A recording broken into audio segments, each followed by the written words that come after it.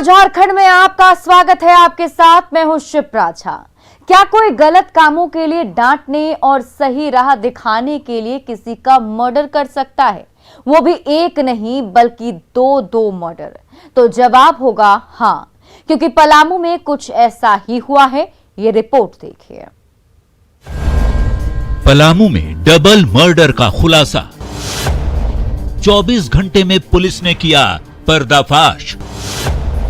पड़ोसी ने दिया था डबल मर्डर को अंजाम।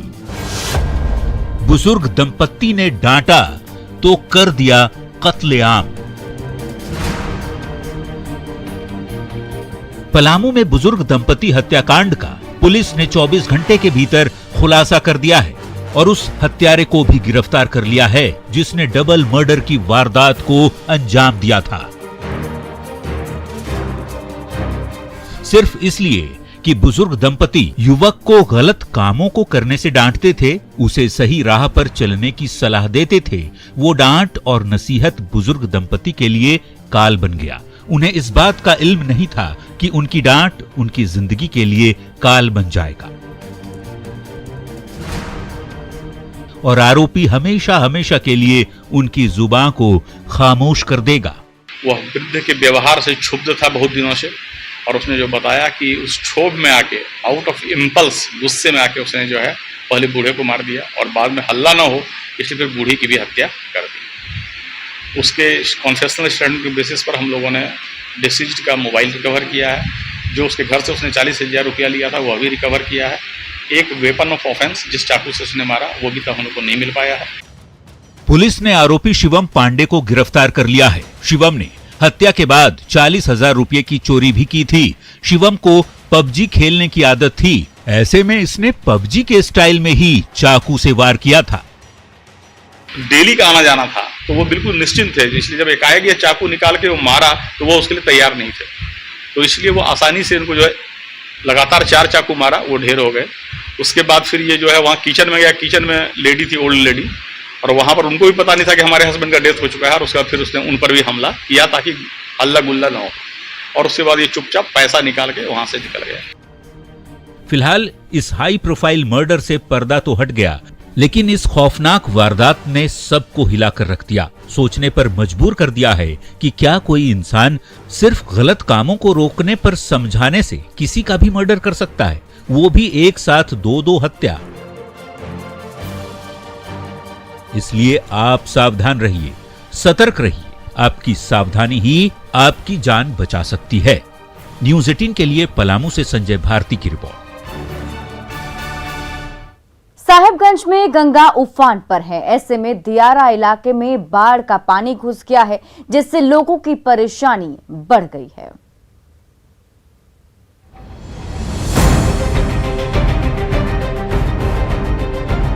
पानी में डूबा घर, पानी में डूबी फसल, चारों तरफ पानी ही पानी।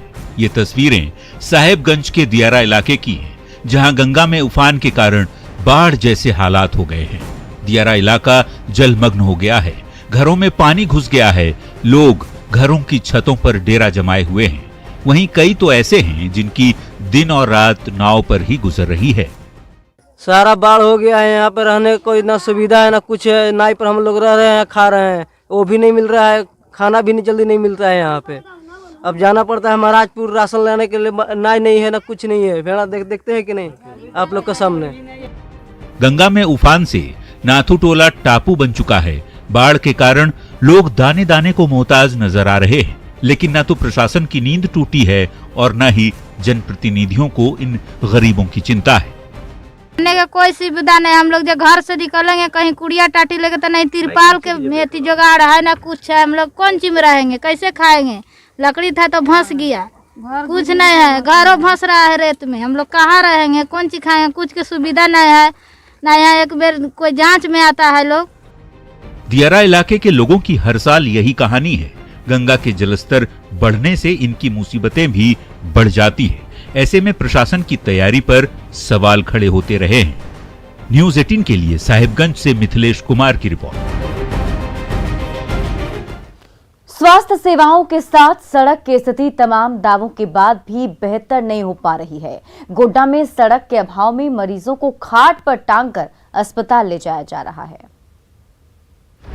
स्वास्थ्य सेवाओं के साथ सड़क की स्थिति तमाम दावों के बाद भी बेहतर नहीं हो पा रही। गोड्डा में सड़क के अभाव में मरीजों को खाट पर टांगकर अस्पताल ले जाया गया। ये तस्वीर है बसंत राय की आदिवासी बहुल केंदुआ गांव की। प्रखंड कार्यालय से महज 4 किलोमीटर दूर बसे इस गांव में लोग बदहाली में जीने को मजबूर हैं। यहाँ के नीतीश मुर्मू की तबीयत बिगड़ गई थी। आर्थिक रूप से कमजोर नीतीश के पास इतने पैसे नहीं थे कि डॉक्टर को घर बुला सके। साथ ही कमजोरी की वजह से वो अस्पताल जाने में भी असमर्थ थे। वहीं गांव में एम्बुलेंस आने के लिए भी सड़क नहीं। ऐसे में ग्रामीण नीतीश को खाट पर टांग कर अस्पताल ले गए। अगर मरीजों को खाट पर टांग कर अस्पताल ले जाया जाए तो समझा जा सकता है कि जल, जंगल और जमीन से भरे राज्य झारखंड में किस स्तर तक विकास हुआ है। लोगों ने सड़क की मांग पर स्थानीय नेताओं से लेकर मुख्यमंत्री तक को पत्र लिखा, गुहार लगाई, लेकिन कोई सुनवाई नहीं हुई और आज इस मरीज के बहाने पूरा सिस्टम ही खाट पर टंगा दिख रहा है। स्वास्थ्य केंद्रों की स्थिति को लगातार संवारने का दावा सरकार की ओर से किया जाता है, लेकिन रांची सदर सहित कांके प्रखंड हॉस्पिटल में ये दावा खोखला साबित हो रहा है। झारखंड में स्वास्थ्य केंद्र को अपग्रेड के लिए करोड़ों रुपए केंद्र की ओर से दिए जा रहे हैं, लेकिन जमीनी हकीकत कुछ और ही बयां कर रही है।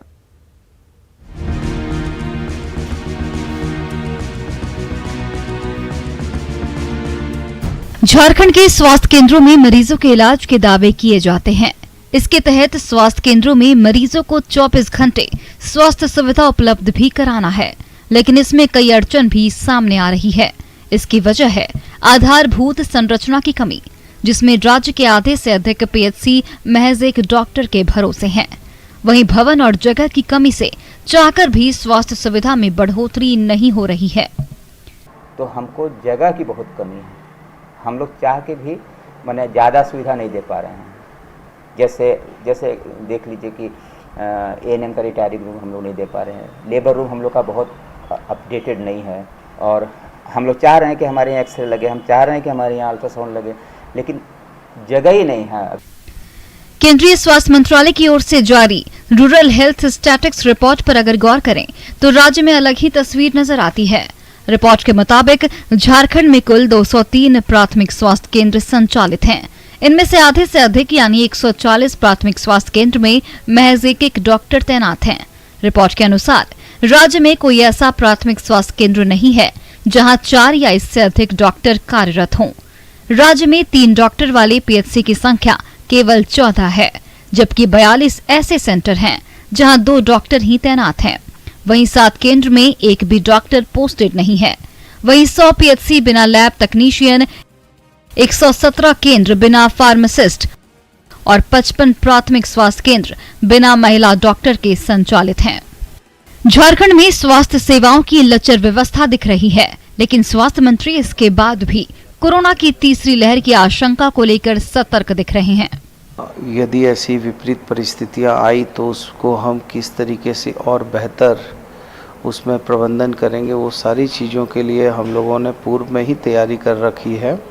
और उसके क्रम में राज्य के बहुत ऐसे ज़िले हैं जहां पर हम लोगों ने पीकू वगैरह बेड वार्ड जो है बनाए हैं और लगातार बेडों की संख्या भी बढ़ाई है, तो कहीं से भी भयभीत होने की ज़रूरत नहीं है। कोरोना महामारी ने झारखंड में स्वास्थ्य सेवाओं की हकीकत सामने ला दी। तैयारियों के तमाम दावे मरीजों की बढ़ती संख्या के आगे धरे के धरे रह गए। अब जब तीसरी लहर की आशंका जताई जा रही है, तब जरूरत है बेसिक इंफ्रास्ट्रक्चर मजबूत करने की, ताकि इलाज में आ रही बाधा दूर कर मरीजों को बेहतर इलाज मुहैया कराया जा सके। रांची से न्यूज़ 18 के लिए निरंजन कुमार की रिपोर्ट। यूपी में हुए सड़क हादसे में गोड्डा के एक ही परिवार के 5 लोगों की मौत हो गई। मृतकों में दंपति और उसके 3 बच्चे शामिल हैं। वहीं हादसे में 13 साल की एक लड़की बाल बाल बच गई। दरअसल मां की मौत की खबर सुनकर परिवार कार से लखनऊ से अपने घर महगामा के सिरसी गांव आ रहा था, लेकिन इसी दौरान रास्ते में कार ट्रक से टक्कर हो गई। हादसे में मोहम्मद अजीत, उसकी पत्नी नरगिस खातून और उसके 3 बच्चों की मौत हो गई। इस दर्दनाक हादसे से गोड्डा में उनके घर पर मातम पसरा है।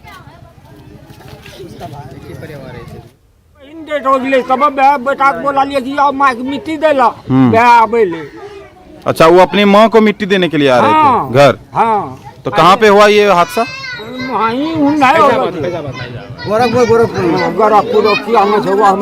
मेरा माँ डेट किया है 10 बजे रात में। कब? परसों? परसों। अच्छा, अब मिट्टी देने वो आया है, आधे रास्ते में एक्सीडेंट हो गया है। क्या नाम था भाई का? भाई का मोहम्मद अजीत। कितने लोग हादसे में डेट किए? अब ये तो मैं बता सकता हूँ, बाहर में 5 आदमी डेट हुआ। स्वतंत्रता दिवस समारोह की तैयारी जोरों पर है। रांची के मोरहाबादी मैदान में परेड का फुल ड्रेस रिहर्सल किया गया। हालांकि इस साल भी कोरोना गाइडलाइन के तहत समारोह का आयोजन किया जाएगा।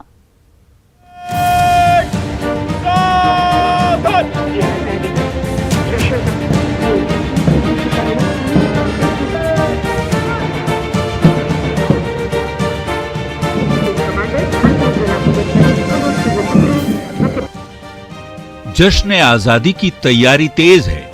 रांची के मोरहाबादी मैदान में मुख्य कार्यक्रम होगा, जहां सीएम हेमंत सोरेन ध्वजारोहण करेंगे और परेड की सलामी लेंगे। साथ ही 33 जवानों को बेहतरीन सेवा के लिए सम्मानित भी किया जाएगा। समारोह को लेकर मोरहाबादी मैदान में फुल ड्रेस रिहर्सल किया गया। अभी इन लोगों का जो फाइनल रिहर्सल हुआ है उसमें इन लोगों का हौसला अफजाई उत्साह देखने के लायक है।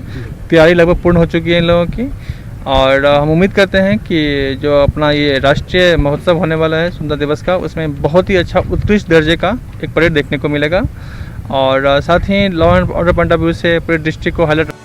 स्वतंत्रता दिवस की परेड में 10 प्लाटून शामिल हो रही है। कोरोना गाइडलाइंस को देखते हुए कार्यक्रम का आयोजन किया जाएगा, जिसमें 3000 लोगों को ही आने की अनुमति दी गई है, लेकिन बच्चों बुजुर्गों को इस समारोह में शामिल होने की इजाजत नहीं है। मैं सभी लोगों से अनुरोध करूंगा कि जो बच्चे और बूढ़े हैं वो लोग अपने घर से ही इसका लाइव टेलीकास्ट देख सकते हैं झारगॉव, और साथ ही साथ जब यहाँ पर आएँ तो मास्क पहने और सोशल डिस्टेंसिंग का पालन अवश्य करें। ये लगातार दूसरा साल है जब कोरोना गाइडलाइन के तहत स्वतंत्रता दिवस समारोह मनाया जा रहा है, लेकिन इस बार स्वतंत्रता दिवस समारोह के मंच से झारखंड को कई सौगातें मिलने की उम्मीद है। ओम प्रकाश, न्यूज़ 18, रांची। हरियाणा का एक प्रशंसक माही से मिलने उनके शहर पहुंचा, लेकिन माही शहर से बाहर हैं। अब वो उनसे मिलने के जिद पर अड़ा हुआ है।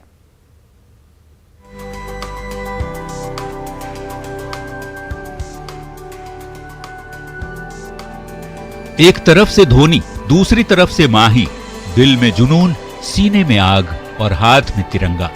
इनसे मिलिए, ये हैं माही के जबरा फैन अजय गिल, जो हरियाणा से 1400 किलोमीटर से भी लंबा सफर तय कर सिर्फ इसलिए रांची पहुंचे हैं ताकि अपने भगवान यानी माही से मिल सके। इस भक्त की अपने भगवान के प्रति आस्था ऐसी है कि उन्होंने अपना सरनेम ही रख लिया माही, और प्रेम की उसी डोर से खींचकर अजय गिल माही पहुंच गए रियल माही से मिलने उनके शहर। महेंद्र सिंह धोनी जी मेरे सपने में आए थे। उन्होंने बोला था कि अजय खड़ा उठ और मेरे रांची शहर में आजा, लिफ्ट से आना बेटा, पैदल मत आना। जुलाई महीने में जब अजय गिल ने हिसार शहर से सपनों का सफर शुरू किया तो मित्रों ने खिल्ली उड़ाई। रास्ते में भी राहगीरों का मजाक सहना पड़ा, लेकिन अजय के कदम नहीं थमे, बढ़ते गए। कभी भूख सताती थी, पीने को पानी नहीं मिलता था, पैदल चलते चलते पांव में छाले पड़ गए, फिर भी हिम्मत नहीं टूटी और करीब 15 दिन बाद जब वो मंदिर की चौखट पर पहुंचे तो भगवान यहाँ नहीं थे, फिर भी जुनून कम नहीं पड़ा। धोनी के लिए मेरे दिल में बहुत सारा इज्जत और प्यार कूट कूट के भरा हुआ है। धोनी जी के लिए मैं कुछ भी करने के लिए तैयार हूँ। उनको आने में तो काफी वक्त लगेगा, साल लगे, 2 साल लगे, महीने लगे, मैं यहीं पे रहूँगा। अपने गांव में एमएस धोनी के नाम से मशहूर अजय गिल माही के रग-रग में माही के प्रति जुनून और जज्बात ऐसा जो उन्हें उनके शहर खींच तो लाया, लेकिन अपने भगवान के दर्शन के लिए उन्हें लंबा इंतजार करना पड़ेगा, क्योंकि माही अभी रांची में नहीं है। ओम प्रकाश, न्यूज 18 रांची। ब्रेक के बाद आपका स्वागत है और आइए अब देखते हैं झारखंड 2020। झारखंड हाईकोर्ट में रूपा तिर्की मामले की सुनवाई के दौरान अपर महाधिवक्ता ने याचिका को दूसरी कोर्ट में ट्रांसफर करने का आग्रह किया। अब चीफ जस्टिस तय करेंगे कि मामले की सुनवाई कौन कोर्ट करेगी। नशे के सौदागरों के खिलाफ सिमडेगा पुलिस को बड़ी कामयाबी हाथ लगी। बांसजोर के पास गाड़ी चेकिंग के दौरान पुलिस को 76 किलो गांजे के साथ एक तस्कर को गिरफ्तार किया। नशे के सौदागरों के विरुद्ध चतरा पुलिस को भी सफलता मिली। पुलिस ने बरवाडी गांव से 29 बोरा डोरा जब्त किया। मौके से एक तस्कर को भी गिरफ्तार किया गया है। गोड्डा के गोढ़ी मोहल्ले में सास और बहू के बीच जमकर मारपीट हुई। बहू ने सास को डायन बताकर मारपीट की, जिसमें बुजुर्ग सास का हाथ टूट गया। गिरिडीह के गांडई थाना प्रभारी पर माइंस कर्मी के साथ मारपीट की प्राथमिकी दर्ज कराने के समय अभद्र व्यवहार का आरोप लगा है। साथ ही मुख्यमंत्री के खिलाफ जाति सूचक शब्दों के इस्तेमाल का आरोप है। गोड्डा में बालू उठाव के दौरान एक शख्स की मौत हो गई। बालू उठाने के दरमियान तेज धार में चले जाने से कपिल मांझी की मौत हो गई। धनबाद में पिछले 3 दिनों से किन्नर समाज में मारपीट हो रही है। सीमा निर्धारण को लेकर इनके बीच विवाद चल रहा है। रांची वनवासी कल्याण केंद्र के एक शिष्टमंडल ने राज्यपाल रमेश बैस से मुलाकात की। संस्था द्वारा किए जा रहे कार्यों से राज्यपाल को अवगत कराया गया। दुमका में भाकपा पोलित ब्यूरो सदस्य वृंदा करांत ने केंद्र सरकार पर मनमानी का आरोप लगाया। उन्होंने कहा कि संसद शाखा नहीं है, ये बीजेपी और आरएसएस की संस्कृति से नहीं चल सकती। झारखंड प्रदेश दैनिक मजदूर सफाई कामगार संघ ने स्वतंत्रता दिवस के पूर्व मजदूरों के लिए सम्मान समारोह का आयोजन किया। इस मौके पर वित्त मंत्री रामेश्वर उरांव ने सफाई मजदूरों के बीच छाता का वितरण किया। बोकारो स्टील प्रबंधन के खिलाफ झारखंड मुक्ति मोर्चा बोकारो जिला कमेटी ने मोर्चा खोल दिया है। विस्थापितों को जमीन दिलाने के लिए 26 अगस्त को जन आक्रोश रैली किया जाएगा। रामगढ़ में आजसू पार्टी की ओर से रैली निकाली गई। रैली के जरिए पार्टी के कार्यकर्ताओं ने पिछड़ी जाति को 27% आरक्षण देने की मांग की। गुमला के अल्बर्ट एक्का स्टेडियम में जल सहियाएं गोलबंद हुई। 28 महीने भुगतान नहीं होने से 950 जल सहियाएं परेशान हैं। मांग पूरी नहीं होने पर सरकार को चेतावनी दी है। स्वतंत्रता दिवस पर सुरक्षा को लेकर धनबाद से दिल्ली के लिए पार्सल पर रोक लगाई गई, जिसके कारण धनबाद स्टेशन पर दिल्ली के लिए पार्सल की बुकिंग बंद है।